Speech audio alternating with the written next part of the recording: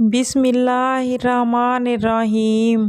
السلام علیکم ناظرین، حضرت موسیٰ علیہ السلام فرعون اور ان کے ساتھی فرعونیوں کے ایمان نہ لانے کے بعد مایوس ہو گئے تو آپ نے ان کی ہلاکت کے لیے اللہ تعالیٰ سے بد دعا کی، اے ہمارے رب، ان کے مال برباد کر دے اور ان کے دل سخت کر دے کہ ایمان نہ لائیں جب تک یہ فرعونی دردناک عذاب نہ دیکھیں۔ حضرت موسیٰ علیہ السلام کی دعا اللہ تعالیٰ نے قبول فرمائی اور اللہ تعالیٰ نے حضرت موسیٰ علیہ السلام کو حکم دیا کہ وہ بنو اسرائیل کو رات کی تاریکی میں لے کر اس شہر سے ہجرت کر جائیں۔ لہٰذا حضرت موسیٰ علیہ السلام نے اپنی قوم کو ہجرت کرنے کا حکم فرمایا۔ یہ پیغام سنتے ہی ساری بنی اسرائیل قوم جو حضرت موسیٰ علیہ السلام کی پیروی کرتی تھی، وہ لوگ اپنے بیوی بچوں کو ساتھ لے کر حضرت موسیٰ علیہ السلام کے ساتھ ہجرت کے لیے نکل پڑے۔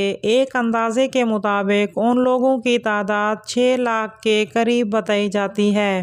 فرعون کو جب اس بات کی خبر ملی تو وہ بہت غصے میں آ گیا اور اپنے سپاہیوں کو حضرت موسیٰ علیہ السلام کے پیروکاروں کا پیچھا کرنے کا حکم دیا۔ فرعون کے ساتھیوں کا بڑی تعداد میں لشکر بنی اسرائیل قوم کا پیچھا کرنے کے لیے نکل پڑا۔ فرعونیوں کی تعداد بنی اسرائیل کے لشکر سے 2 گنا زیادہ تھی۔ صبح تک فرعون کے لشکر نے بنی اسرائیل کے لوگوں کو دیکھ لیا اور ان کے پیچھے بھاگنے لگے۔ بنی اسرائیل کے لوگوں نے جب فرعونی لشکر کو دیکھا تو اس کی خبر حضرت موسیٰ علیہ السلام کو دے دی۔ یہ سن کر حضرت موسیٰ علیہ السلام اللہ تعالیٰ کے حکم سے اپنا عصا مبارک دریا پر مارا، پھر دریا وہاں سے پھٹ کر 2 حصوں میں تقسیم ہو گیا اور درمیان میں سے اللہ تعالیٰ نے بنو اسرائیل کی قوم کے لیے راستہ بنا دیا۔ حضرت موسیٰ علیہ السلام نے بنی اسرائیل کے لوگوں کو اس راستے